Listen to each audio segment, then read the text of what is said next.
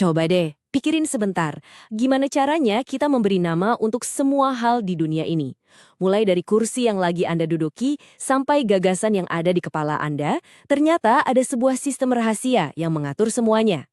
Hari ini kita bakal bongkar rahasia itu, kehidupan tersembunyi dari kata benda. Oke, coba deh, sekarang juga. Lihat sekeliling Anda. Ada benda-benda fisik kan? Kayak ponsel di tangan Anda. Terus ada juga hal-hal yang nggak kelihatan. Kayak rasa penasaran Anda saat ini. Kelihatannya beda banget ya? Tapi anehnya, semua itu yang bisa disentuh maupun yang cuma ada di pikiran, ternyata punya satu kesamaan yang sangat mendasar. Kira-kira apa ya? Jawabannya, ya, semuanya itu adalah kata benda. Dan ini bukan cuma istilah tata bahasa yang bikin pusing di sekolah loh. Kata benda ini ibaratnya blok-blok Lego yang membangun dunia kita. Mereka ngasih label ke semua hal yang ada. Yuk kita bedah bareng-bareng gimana kata-kata yang kelihatannya sepele ini ternyata punya kekuatan super. Oke, kita mulai dari yang paling dasar dulu ya. Anggap aja ini kayak permainan nama. Fungsi utama kata benda itu ya ngasih label ke semua hal di alam semesta ini biar kita bisa ngerti dan ngomongin tentangnya. Dan cakupannya itu, wah, luas banget. Kita nggak cuma ngasih nama buat orang, tempat, atau benda yang bisa kita pegang.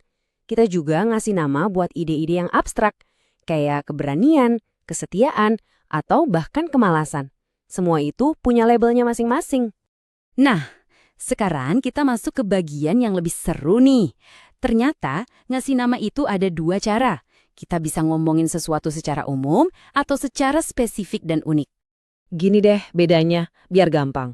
Kalau kita bilang monumen, itu kan bisa monumen mana aja di seluruh dunia. Umum banget.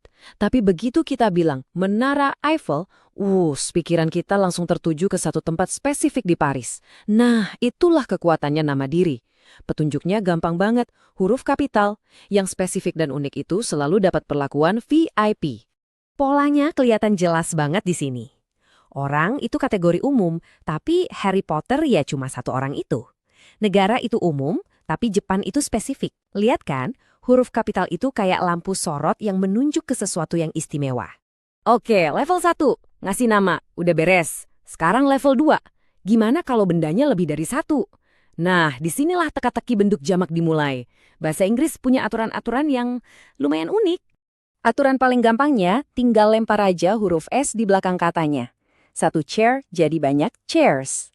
Gampang kan? Tapi, ya tentu saja nggak selamanya segampang itu. Haha.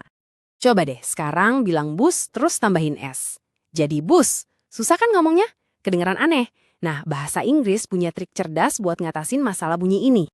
Solusinya, tambahin S. Kenapa? Soalnya tambahan ini bikin satu suku kata baru. Jadi ngomongnya jauh lebih gampang dan jelas. Bus jadi buses, box jadi boxes. Jauh lebih enak didengar kan?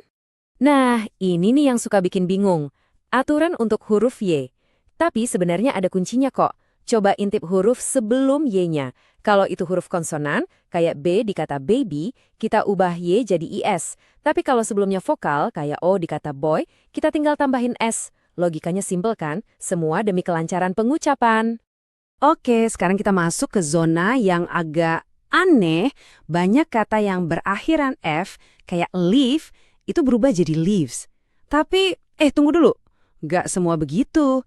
Ada pengecualian kayak roof yang cuma jadi roofs. Nah, ini salah satu keunikan bahasa Inggris yang emang harus kita ingat aja. Dan ini dia, para pemberontak sejati. Kata-kata ini benar-benar nggak peduli sama aturan yang tadi. Mereka punya bentuk jamaknya sendiri. Bukan mens, tapi men. Bukan childs, tapi children. Ini tuh kayak fosil hidup dari sejarah bahasa Inggris kuno. Dan biar makin seru, ada juga nih kata-kata yang cuek aja. Mau satu atau banyak, bentuknya sama persis. Satu ship, 1000 juga tetap ship. Satu fish, 1000 juga tetap fish. Nggak ada perubahan sama sekali. Tadi kan kita ngitungnya satu-satu. Sekarang, gimana kalau kita mau ngomongin mereka sebagai satu grup, sebagai satu kesatuan? Nah, disinilah bahasa mulai jadi puitis dan keren.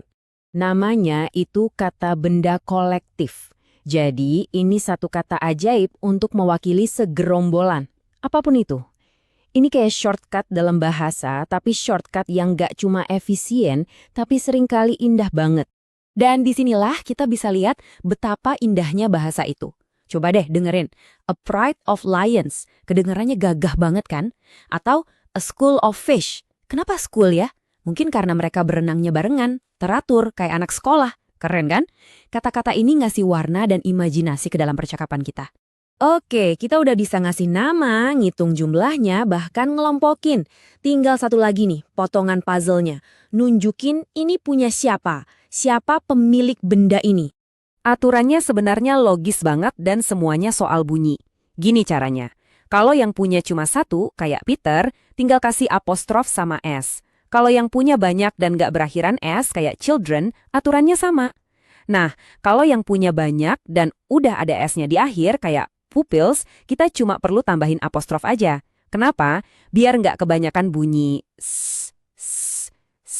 simple dan elegan. Nah, kalimat ini nih contoh yang sempurna banget. Rats kan jamak dan udah ada S-nya, jadi tinggal kita kasih apostrof. Sementara mice, dia jamak tapi nggak ada S-nya, jadi kita kasih apostrof plus S. Keren ya, dua aturan berbeda bisa gabung dengan pas dalam satu kalimat. Jadi ternyata gitu ya, kata benda yang kelihatannya simple itu punya kehidupan rahasia yang luar biasa. Dia bukan cuma sekedar nama, tapi bisa ngasih tahu kita jumlahnya berapa, masuk grup mana, dan bahkan punya siapa. Semua sistem ini bekerja otomatis di kepala kita tiap hari tanpa kita sadari. Keren banget kan? Ini jadi bukti kalau di balik hal-hal yang paling dasar sekalipun dalam bahasa, ada sistem yang super canggih. Kira-kira rahasia apa lagi ya yang tersembunyi di depan mata kita setiap hari?